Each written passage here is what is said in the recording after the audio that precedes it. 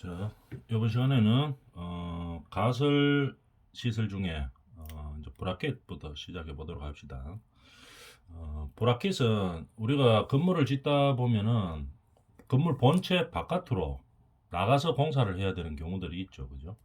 그럴 때 건물 외벽으로 바깥으로 나가기 때문에 좀 위험하죠. 그래서 비계라든지 이런 걸 설치해서 나가서 작업을 하게 되는데 그때 브라켓을 설치해서 비계라든지 이런 것들을 이제 견고하게 이제 설치하기 위해서 설치하는 거죠. 그래서 내용을 보면은 브라켓이 무엇이냐? 발코니, 측면 등의 외부 비계 설치, 설치 및 작업자의 안전을 확보하기 위한 설치물이다. 이렇게 되겠죠. 그러면 안정성을 위해서 어떻게 어, 필요한 곳에 이래 많이 설치를 해야 되겠죠. 어느 위치에다가 설치를 해야 되느냐? 2층 바닥부터 설치를 합니다. 1층은 예를 들어서 우리가 작업 공간으로 많이 쓰이고 다른 용도로도 많이 쓰이죠, 그죠? 그래서 2층 바닥부터 설치하는 게 이제 어, 기준입니다. 그래서 2층 바닥 1층에서는 뭐 떨어져가 사람이 안 다치니까 별로 안 다치죠, 그죠? 1층에서는 뭐 떨어질 일이 없기 때문에 2층 바닥부터 간다 이런 얘기겠죠. 10층 이하에서는 2개소, 25층 이하에서는 3개소, 층별로 저렇게 2층, 9층, 2층, 10층, 18층 이런 식으로 기준으로 브라켓을 설치합니다. 그다음 설치 간격이 있죠. 수평으로는 옆으로는 1.5에서 1.8m 이내로 설치를 하고 지지 보수대는 뭐 수직 수평 5m 간격 사이로 한다. 뭐 이런 규정들이 있다 이런 얘기겠죠. 그런 규정에 맞춰서 브라켓을 설치해서 외부 작업을 하는 작업자의 안전을 보장해야 된다 이런 얘기입니다. 비계를 설치할 때도 안전하게 해야 되겠죠. 그런 걸 하기 위해서 하는 게 브라켓입니다. 그럼 그림을 한번 볼까요? 그리고 이런 것들이 이제 브라켓이죠. 이렇게 되어 있는 거.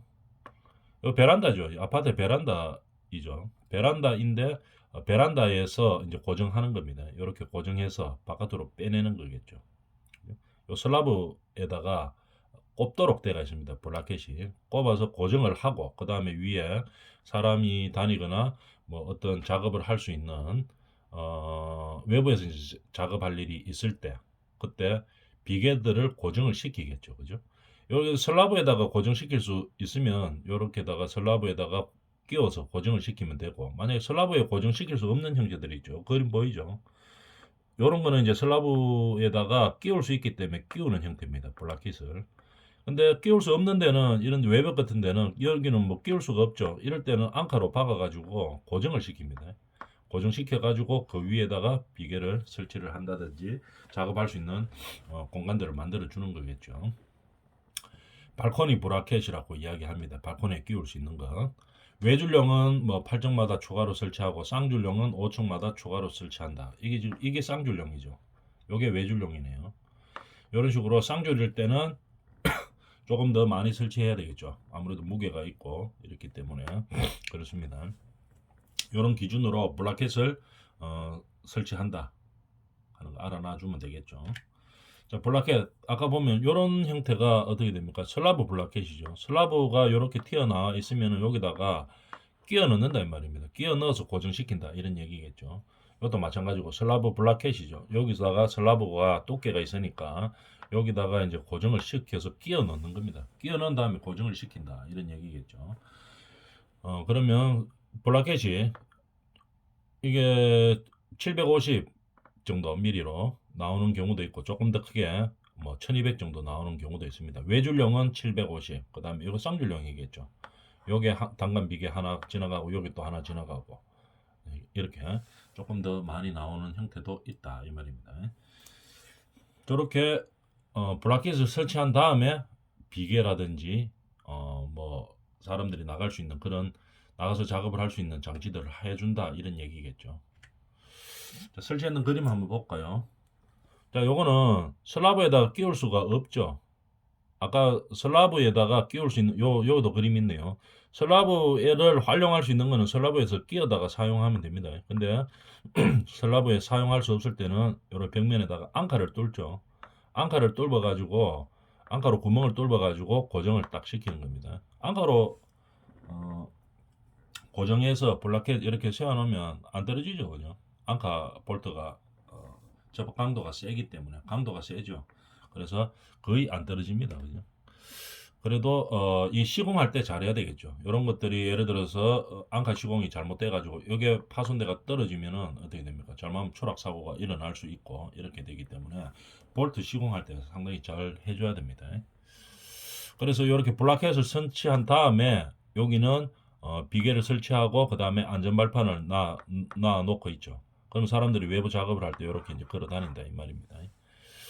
자, 그 다음에 척벽에도 마찬가지입니다. 이렇게 해서 블라켓을 설치하고 그 다음에 강간 파이프를 설치한 다음에 비계를 설치한 다음에 그 위에 뭐 안전발판을 두고 사람이 다닐 수 있는 그런 환경이 되겠죠. 근데 이런 것들은 브라켓으로 설치하는 거는 이건 뭐 예전 스타일이고 요즘은 어떻게 됩니까? 실제로 한 아파트 같은 걸 지을 때는 아파트 층 외벽을 한 바퀴 완전 삥 둘러 싸죠. 뒤쪽에 보면 그림이 나오는데 그림 한번 찾아볼까요? 어, 음. 자, 그럼 그림이 여기 없네. 그러면 나올 때 그때 다시 이야기하도록 하고 외벽을 아파트 외벽을 뺑 둘러싸면서 하나 일체형으로 만들죠, 그죠? 그래서 보통 높이 상계층으로 해가지고 한 바퀴 뺑 돌립니다. 뺑 돌려서 그 안에서 보통 이런 외부 작업할 수 있는 공간들이 다 있죠. 그래서 그냥 1층부터 위에까지 그냥 쫙 올라갑니다. 한 40층, 50층 될 때까지 다 올라가가지고 사람들이 외부 작업을 할 때 안전하게 그렇게 작업을 하고 있죠. 그런데 옛날에는 이런 것들을 많이 썼습니다. 그런 형태로 안 나왔을 때 또는 뭐 우리나라처럼 이래 여건 좋은 데서만 공사할 수는 없죠, 그죠? 그런 시설을 할 가설 시설을 할 환경이 안 되는 곳에서는 뭐 이런 걸 설치해서 해야 되는 거죠. 그래서 이런 것들을 갖다 브라켓이라고 이야기합니다.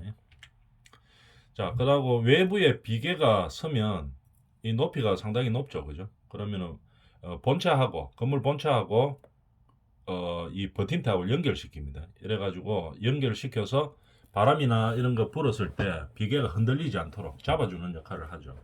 비계를 설치를 해놓고 이렇게 버팀대로 안 잡아주면 어떻게 됩니까? 바람 불다든지 막 이렇게 하면은 이게 높이가 높은 데 있기 때문에 막 흔들립니다. 흔들리다 보면 외부에서 작업하는 사람들이 이제 떨어질 수도 있고 추락 사고가 일어날 수도 있고 여러 가지 위험한 일들이 많이 발생할 수 있죠. 그래서 항상 비계를 설치하면은 이 버팀대를 잡아주는 겁니다. 그죠? 뭐 그것도 규정이 다 있겠죠. 수직 수평 얼마당 해야 된다. 이런 기준들이 다 있습니다. 그죠? 그래서 비계를 흔들리지 않게 해주는 역할을 하는 거죠. 본체하고 비계하고 연결을 시킵니다. 본체는 뭐 보통 뭐 앙카로 박아가 연결시키면 제일 튼튼하겠죠. 그렇게 앙카를 박을 수 있는 상황 같으면은 여기를 본체에다가 앙카로 박아가지고 고정을 시킵니다. 만약에 그렇게 앙카를 박을 상황이 안 되면은 뭐 다른 방법으로 뭐 접합을 시키겠죠. 자, 이렇게 브라켓 부속은 브라켓은 어떻게 고정을 시켜야 되겠죠. 고정시킬 때 관통시켜서 정확하게 볼트를 딱 고정시키는 형태도 있고 그냥 매립해서 고정시키는 볼트 형태를 말하는 겁니다. 매립형 볼트도 있고 이렇게 브라켓을 설치할 수 있습니다. 그 다음에 안전 난간대들 우리가 발코니 같은 형태에서 나중에는 이제 공사가 다 끝나면 여기다가 안전 펜스를 치겠죠, 그죠? 근데 그거 안전 펜스 치기 전에 공사할 때도 안전해야 되기 때문에 이렇게 발코니에는 항상 안전 난간대를 이렇게 걸어 놓습니다. 그다음에 계단도 나중에 우리가 안전 공사가 끝나고 나면 여기 뭐 돌을 깔든지 하고 그다음에 안전 펜스를 치죠. 계단 옆에도 넘어지지 말으라고. 그런데 공사할 때는 그거를 설치를 못 하니까 여기다가 어떻게 됩니까? 이런 식으로 안전하게 해주는 난간대를 설치합니다. 계단용 안전 난간대를 이렇게 설치하는 거겠죠. 그리고 저번 시간에 이야기했던 거 엘리베이터 안전 난간대 이거 엄청 중요하죠. 그래서 이거는 사고 났다 하면 아주 큰 사고가 나죠. 그렇기 때문에 항상 관리를 잘 해줘야 됩니다. 엘리베이터 난간대. 자, 거푸집 거푸집은 다 알고 있죠, 그죠? 철근 콘크리트 건물을 만들 때 철근의 형상을 유지하는 거죠. 그래서 양생도 시키고 그 다음에 외형을 유지를 시키도록 만들어 주는 거겠죠. 그런 거를 유류폼이라고 이야기합니다. 근데 유류폼들은 다 규격입니다, 그죠? 그래서 큰 것도 있고 작은 것도 있고 이렇죠. 근데 높이라든지 이런 건 다 규격이죠. 그래서 탁탁탁 끼워 넣으면은 될 수 있도록 뭐 예를 들어 벽체를 만든다 이러면 벽체에서 세우면은 딱딱 되도록 돼가 있죠.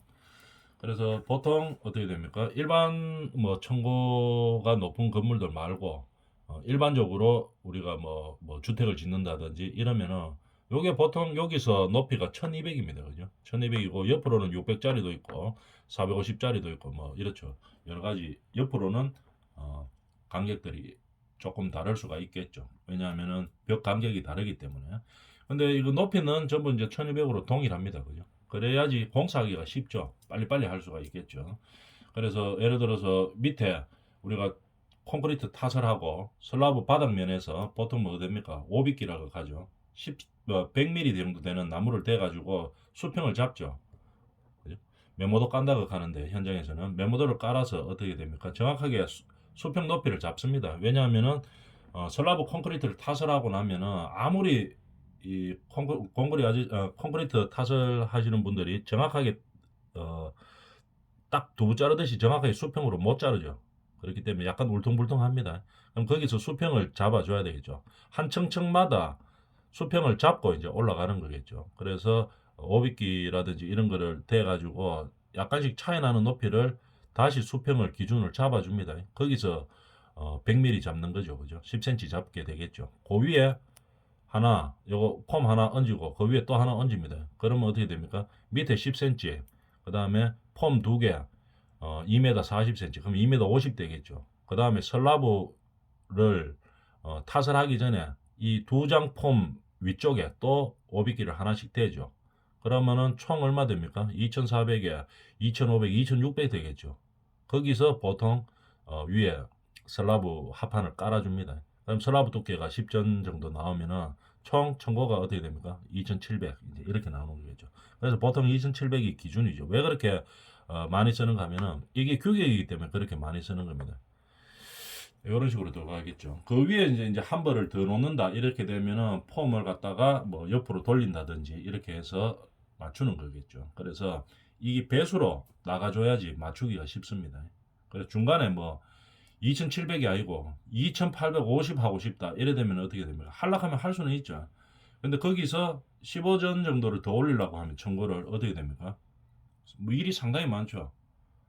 그래서 뭐 500개를 그러면 위에 상부에 이 거푸집 위에 한 벌 까는 게 아니고 두 벌 깔고 그 다음에 뭐 다루기 깔고 이래가 25전 올린 다음에 그 다음에 콘크리트 타설하려고 하면 너무 어렵습니다.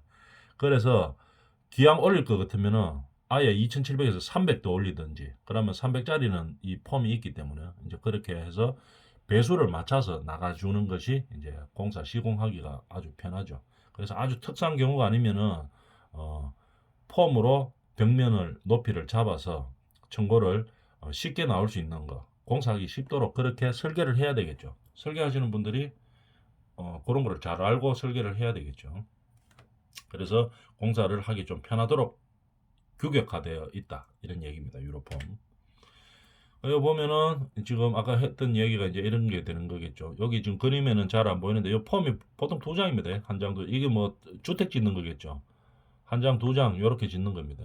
이렇게 짓고 그 다음에 요 위에 맨 밑에 보면 슬라브 밑에 요 바닥이 있죠. 요 바닥에 수평이 안 고르기 때문에 오비끼를 깔아주는 거죠. 깔아서 수평을 다시 맞추습니다. 약간 차이 나는 거는 밑에 나무 쪼가리 같은 거 끼워 넣으면 딱 맞아지죠.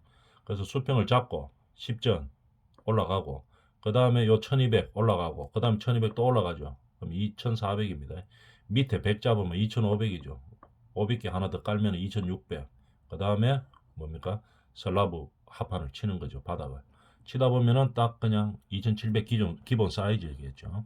그럼 거기서 만약에 청고를 더 올리려고 하면은 이 나와 있는 폼 형태의 규격에 맞도록 올려야지 됩니다. 그죠? 설계할 때도 그런 거를 감안해서 설계를 해줘야 되겠죠. 그러면 요렇게 이제 벽면이 가다 보면은 만나는 지점이 있겠죠. 만날 때. 요럴 때 요 안에 들어가는 게 뭡니까? 인코너라고 합니다. 요렇게 된 거. 양옆으로 이제 붙일 수 있겠죠. 요쪽으로도 펌을 붙이고 요쪽으로도 펌을 붙이고 요거 연결시킬 때는 핀으로 다 붙입니다. 그죠? 삼각형으로 되는 핀 있죠.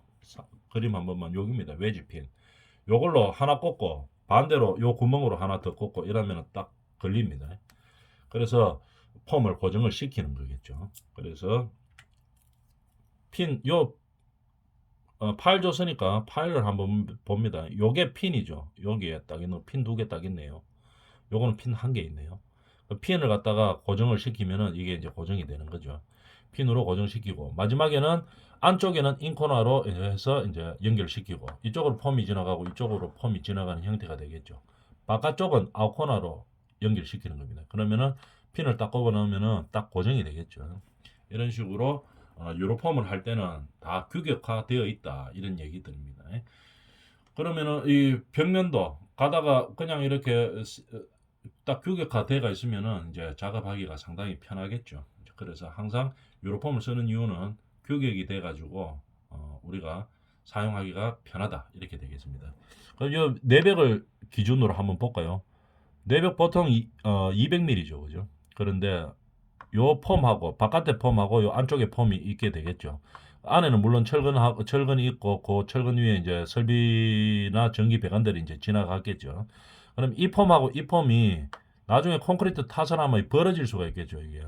그래서 벌어지지 않게 하기 위해서 폼하고 폼 사이에 뭐를 넣습니까? 타일을 넣죠. 이런 식으로 요걸 갖다 타일이라고 이야기합니다.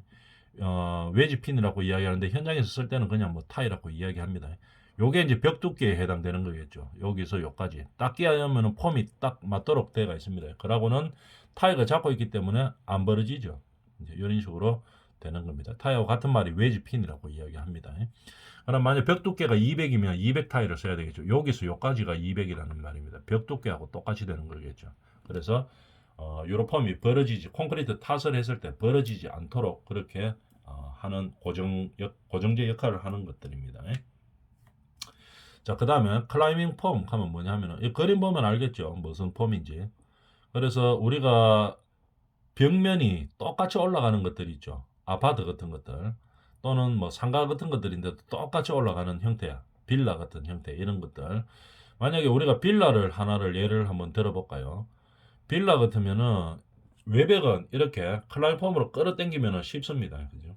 외벽은 한번 만들어 놓고 그냥 계속 끝까지 올라가면 되겠죠. 5층짜리 짓는다 이래 되면은 1층에 한번 만들어 가지고 외벽은 그냥 위로 계속 들어 올리면 되겠죠. 클라이폼 스스로 이제 올라가는 건데 만약에 이거 작은 현장에서는 클라이폼 쓰기가 힘들기 때문에 작은 현장 내에서는 어떻게 합니까? 외벽에 이 벽체를 폼 타령을 시키겠죠, 그죠? 타령 시킨 다음에 그 다음에 위에서 도로내 뭐 목수 아저씨들이 도로에 걸어가 땡겨가 올립니다. 그렇게 하든지 아니면은 뭐 크레인 같은 거가 잡아 당기든지 이렇게 하면 되겠죠. 이런 식으로 이제 외벽은 보통 한번 만들어 가지고 건물 끝까지 올라갈 때까지 다 씁니다, 그죠?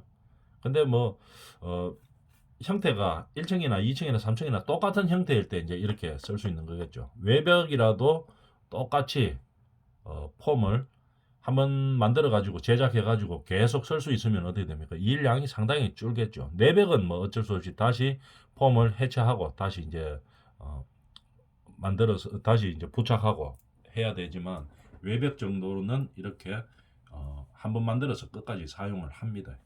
그런 형태로 되는 거겠죠. 슬라이딩 폼은 똑같은 형태인데 자기 스스로 이제 수직 수평에서 말 그대로 슬라이딩 폼 조금씩 미끄러지는 형태입니다. 그죠? 그래서 계속적으로 반복되는 공사에서 댐 같은 거 있죠. 그죠? 댐 같은 거 할 때 이런 슬라이딩 폼을 많이 합니다. 다리 같은 거 만들 때도 마찬가지고. 콘크리트 탓을 하면 조금씩 움직여 가지고 계속 그냥 탓을 하는 겁니다.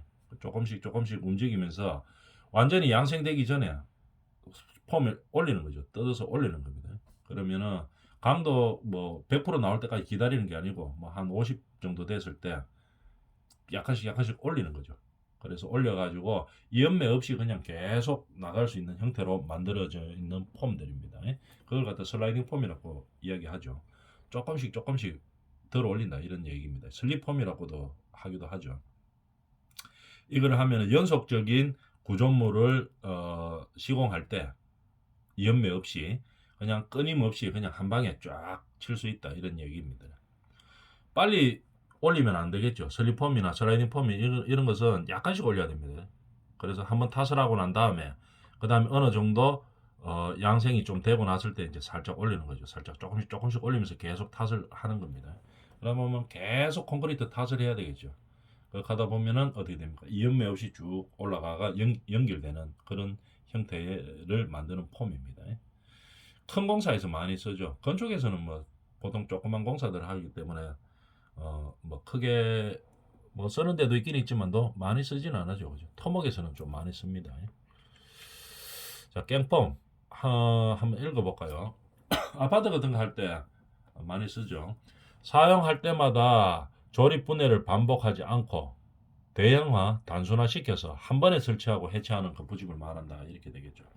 깽폼 아파트 같은 거 할 때 아파트는 똑같죠. 1층부터 뭐 한 30층까지 하면서 처음부터 끝까지 똑같이 올라갑니다. 그래서 깽폼을 한번 제작해서 그냥 그대로 쭉 처음부터 끝까지 올라가죠. 그런 형태의 폼을 갖다가 깽폼이라고 이야기합니다. 물론 안쪽에 내벽들은 깽폼으로 제작을 할 수는 없죠. 그래서 주로 외벽들에서 이제 그렇게 올라가는 거죠. 한번 제작으로 끝까지 올라갈 수 있게 만드는 것을 갖다가 깽폼이라고 이야기합니다. 플라잉 폼 형태를 자꾸 이야기하고 있는 거죠. 바닥 우리가 벽면에도 거푸집을 설치하고 슬라브 바닥에도 거푸집을 설치하게 되겠죠. 그러면 어느 게 더 힘이 들고 인건비가 많이 들어가는가 하면 이 바닥이 많이 들어가겠죠. 당연히 바닥이 많이 들어가죠. 벽면이 한번 세우면 되는 거죠. 근데 바닥은 세워져 있는 벽면 폼에다가 수평으로 이걸 세워야 되겠죠. 그래서 인건비가 많이 들어가고 노동력이 많이 들어갑니다. 그런 형태이기 때문에 플라잉 폼 바닥 전용 거푸집이죠. 그래서 바닥이 넓은 공사를 하는 데 있죠. 뭐 예를 들어서 뭐 체육관이라든지 이런 것들 뭐 마트 이런 것들 할 때 공사를 해야 된다. 이럴 때는 어떻게 합니까? 바닥 전용 거푸집을 많이 사용하는 거겠죠. 이 플라잉 폼은 여기서 요거는 이제 고정이고 요 밑에서 돌립니다. 돌리면은 이거 같이 올라가요. 이게 오르락 내리락 하는 거죠. 여기에 조절하는 게 있는 거죠. 조절해서 위로 올릴 수도 있고 옆으로도 옮길 수도 있습니다. 그러니까 수직 수평으로 다 이동할 수도 있고 그 다음에 이 높이 조절도 가능한 거겠죠. 요소 풀어가지고 조금 올리면 되기 때문에 높이 조절도 가능하고 수직 수평 방향으로 이동도 할 수 있고 그런 얘기입니다. 이게 플라잉 폼이라고 이야기합니다. 바닥 전용 거푸집이죠. 스포트 현장에서는 그냥 사포드라고 이야기합니다. 근데 스포드는 뭐 어떤 역할을 하는 이런 건 공사 현장에서 많이 봤죠. 이게 바닥 슬라브를 치게 되는데 슬라브는 어떻게 됩니까? 콘크리트 타설 하고 나면은 이 무게가 상당하죠. 상당하기 때문에 이 자꾸 처집니다. 처지기 때문에 어디를 밑에를 이렇게 받쳐줘야 되겠죠. 그거를 갖다가 콘크리트가 양생돼서 강도가 나올 때까지 받쳐주는 게 스포드입니다. 그죠? 사포드라고 이야기하죠. 스포드라고 이야기하고 이 높이를 잡을 때는 요거를 돌립니다. 돌리면은 높이가 이제 조금씩 올라가죠. 딱 고정시켜 놓고 그 다음에 이 고정시키는 핀이 있습니다. 만약에 핀이 없으면 뭐 철근 10mm짜리 잘라가지고 이거 끼워도 되는데 보통 핀이 다 있죠. 그래서 요거를 돌리면 높이가 올라가는 거겠죠. 그래서 이 핀을 딱 고정시킵니다. 그래서 기둥 같은 거 기둥이 한 번 있으면 우리가 이 사포드를 공구르게 되는 거죠. 밑에 괴게 되는데 보통 어디가 만약에 우리가 한번 생각해 봅시다. 보가 하나 있다고 생각해 봅시다. 보가 어디가 제일 많이 쳐지겠습니까? 중간이 제일 많이 쳐지겠죠.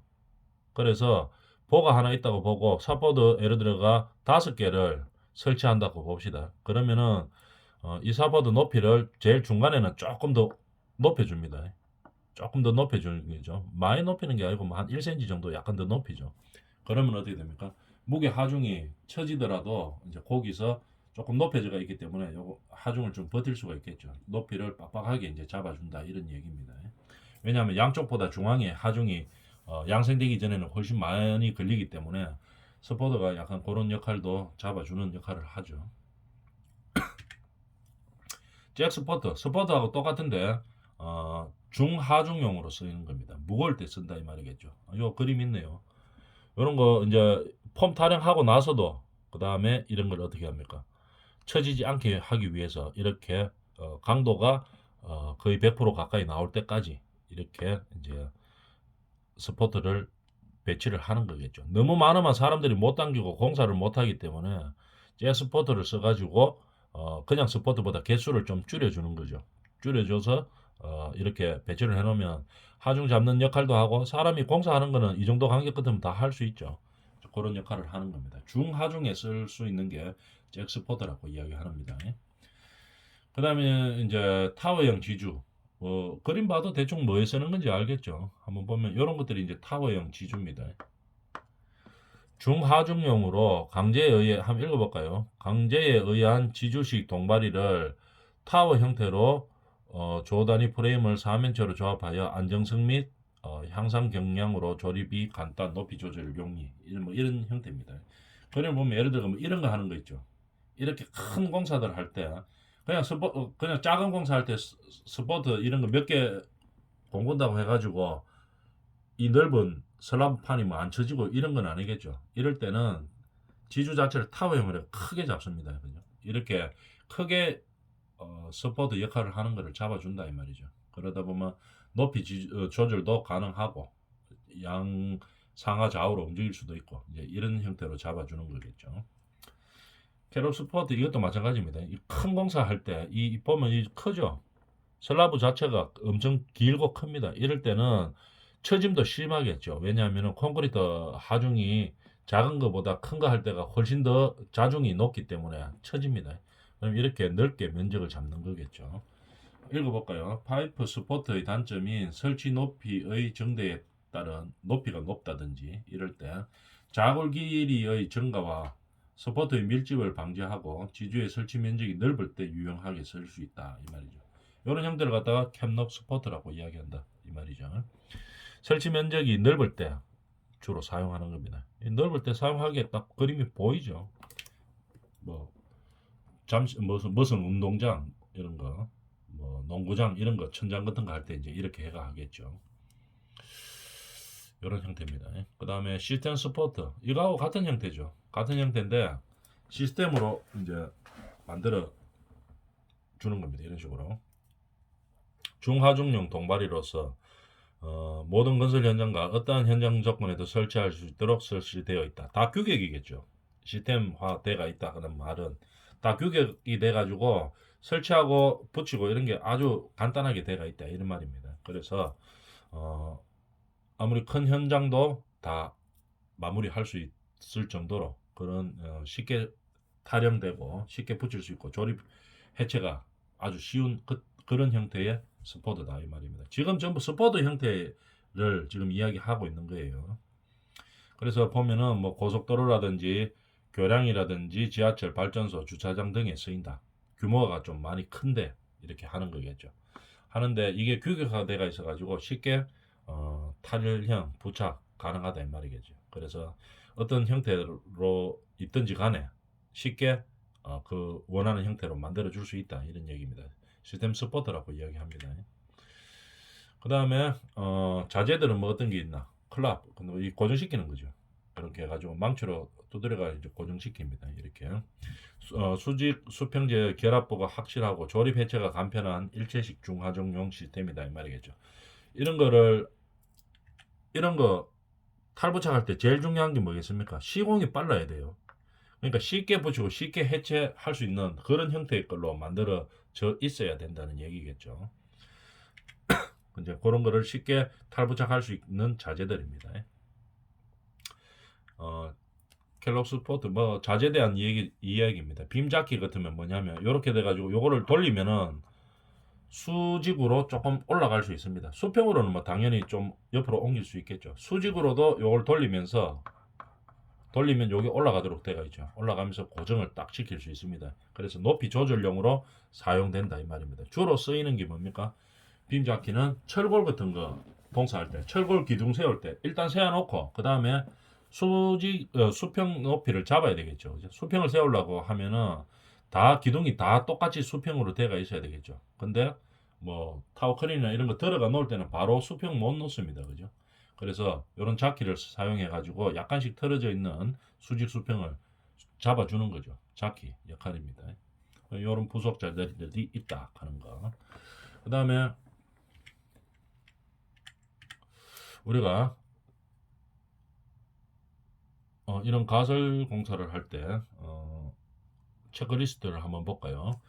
그 다음에 앞에 다 나왔던 것들입니다. 부지 현황 조사를 하고 뭐 필요한 가설 공사를 해서 설치를 한다 이렇게 되겠죠. 부지 현황 조사의 체크리스트는 뭐 이런 것들이 있다. 행정지도 사항이라든지 뭐 대지 경계, 인접 소유자와 도로와의 관계, 경계 말뚝 설치 위치 뭐 이런 것들, 도로 상황, 출입구 형태, 폭 이런 것들이 다 중요하죠. 뭐 읽어보면 다 아는 내용들입니다. 부지 현황 조사할 때는 이런 내용들이 있어야 된다 이 말이겠죠. 여기서 중요한 것들은 이 부지에 가스관이나 수도관이나 하수관이나 어떤 뭐 시설들이 있었는지 이런 걸 잘 봐야 되겠죠. 그죠? 가스관이 있었는지 전부 우리가 땅 파괴하기 전에 뭡니까? 도시공사 같은 데, 도시가스공사 같은 데 가가지고 여기 배치대가 있나 없나, 수도관이 있나 없나 다 확인해 봐야 됩니다. 그죠?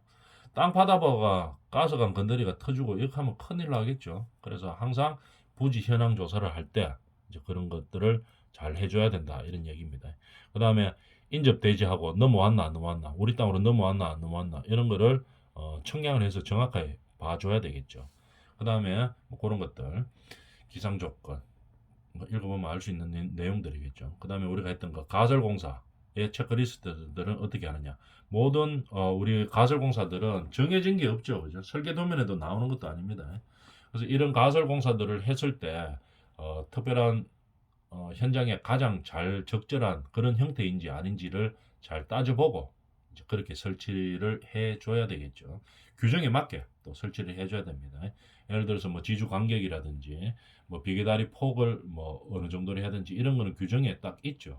낙하물 방지망도 뭐 몇 미터 이하에는 몇 개 달고 이런 이제 요건들이 있죠. 그런 것들을 잘 체크해보고 우리가 가설 공사를 해야 된다 이런 얘기들입니다.